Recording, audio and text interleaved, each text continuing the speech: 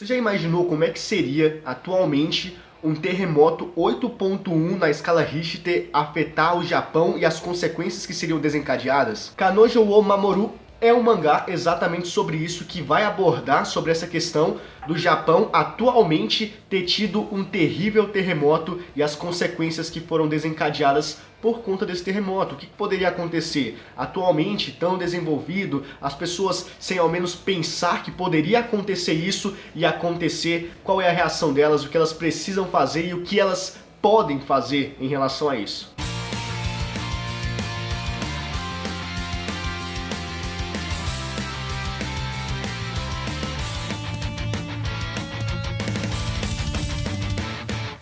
Eu encontrei esse mangá navegando aí pela internet e eu não sabia muito bem o que achar dele, se era interessante ou se não era, e eu pensei, caraca, vale a pena pelo menos trazer ele aqui pro canal para as pessoas entenderem a temática dele e irem ler. E eu pensei um pouco e não vale a pena, e vale a pena, não vale a pena, até que eu decidi trazer aqui e cá estou eu para vos trazer esta história. E eu achei, em termos ali mais gerais, interessante. Não é o tipo de história que me agrada, que faça com que eu leia até o final ali empolgado, gostando o tempo todo, mas também não é de todo mal. Então eu acho que é o tipo de história que para os adeptos ao gênero possa ser muito interessante, porque ele é meio que um seinen, ficção científica, drama, questões um pouco escolares ali de vez em quando, possa ser que seja interessante pra gente que gosta desse gênero mais real, com uma história centrada em um plot mais tangível, no sentido de que não existem seres sobrenaturais que dão poderes e que você atira raio pelos olhos, não existe isso, existem coisas que são reais, que no mundo real elas podem acontecer. Então nessa história nós vamos acompanhar o personagem Kishima, Jin Kishima, que ele é um cara muito determinado, ele é estudioso pra caramba e ele está em uma cidade diferente. Ele é um cara de Tóquio, então a gente já entende que ele é um cara ali focado nas coisas que ele faz e ele está nessa nova cidade para poder encontrar uma vaga de emprego numa emissora de televisão, que é o sonho dele. Então a gente já percebe o tempo todo ele tentando focar a si mesmo, ele indagando diversas coisas para ele ficar calmo, ter coragem, que vai dar tudo certo e que ele precisa entrar nessa emissora porque é o sonho dele e várias outras coisas nesse sentido de realizações pessoais. Em contrapartida, nós temos a Okana, que é uma garota que ele conhecia no ensino médio, quando eles estudavam no mesmo colégio, mas agora se tornou uma pessoa totalmente diferente, onde se envolveu com um grupo de pessoas meio góticas e não sei mais o que adoram várias bandas de rock ou banda gótica, não sei exatamente, mas que agora ela diz que a eu do passado dela ficou no passado e essa pessoa não existe mais. Ela tem até outro nome, outras personalidades, outro ciclo de amigos e ela não é mais a mesma. O fato é que ela continua sendo a mesma garotinha de sempre e em uma dessas conversas entre o Mashimi e a Okana, eles estão falando sobre questões da vida, eles estão falando sobre realizações pessoais que envolvem a felicidade. E essas realizações pessoais é justamente aquilo que o Mashimi falava o tempo todo, que entrar numa televisão, numa emissora de televisão, era conseguir um bom emprego, era conseguir uma boa mulher e filhos e constituir uma família. E essa era a definição de felicidade para o Mashimi, que era a pergunta que a Okano fez para ele. Ao perceber essa resposta do Mashima, ela começa a questioná-lo no sentido de que essa não deveria ser a felicidade, a definição de felicidade, porque isso são coisas físicas, são coisas materiais para ela e nada além disso, não refere-se a coisas sentimentais ou coisas sobrenaturais que possam preencher o vazio da alma, alguma coisa do gênero. Isso é até interessante, porque de certa forma ela não está errada e tem alguns conflitos filosóficos, principalmente nessa história, que são muito interessantes, onde ela diz que a morte é a única bênção que Deus deu ao homem,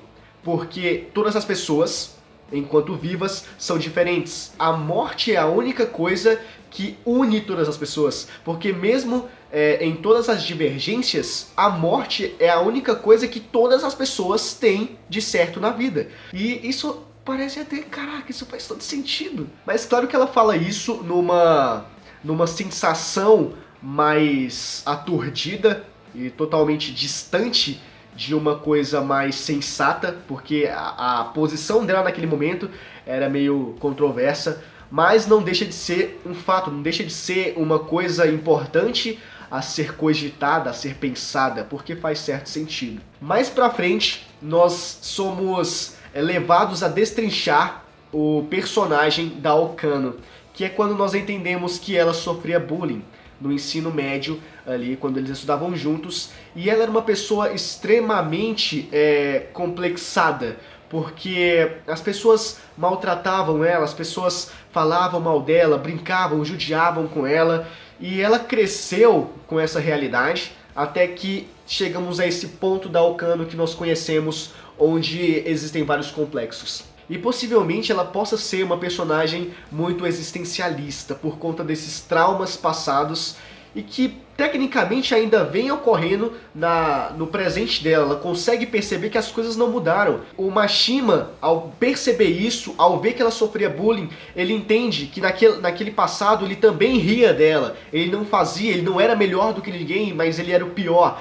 Então ele tenta, o Mashima, nesse atual presente, conciliar, na verdade reconciliar as coisas com a Okano, porque ele se sente em dívida com ela, e então ele diz que vai protegê-la. Esse foi o momento de reconciliação entre personagens, de compreensão de personagens e de aceitações de cada um, e também principalmente de reatar laços, reatar amizades, para enfim acontecer a grande desgraça desse mangá. E então, quando eles estão em cima de uma ponte, olhando para o vasto imenso do universo e contemplando as estrelas, ocorre um terremoto. É o primeiro passo para a grande merda que estava acontecendo, e logo em seguida acontece uma grande, gigantesca catástrofe que eles acabam tentando se segurar, encontrando apoio em qualquer lugar que eles possam ali, mas é algo iminente. Realmente acontece e a cidade fica totalmente devastada. E esse é o momento do mangá onde a gente vê o completo caos e desespero, porque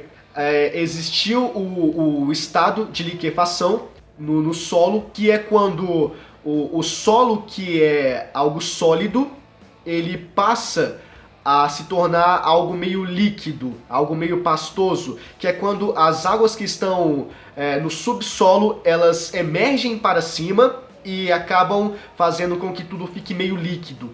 E isso começou a acontecer e parecia que a cidade toda estava virando uma grande poça de lama e era difícil andar, até eles chegarem num momento ali na história que eles conseguem chegar mais ou menos que no centro da cidade, onde eles encontram outras pessoas. Mas o grande desespero e a tristeza ao encontrar essas pessoas é que todas elas estão terrivelmente machucadas.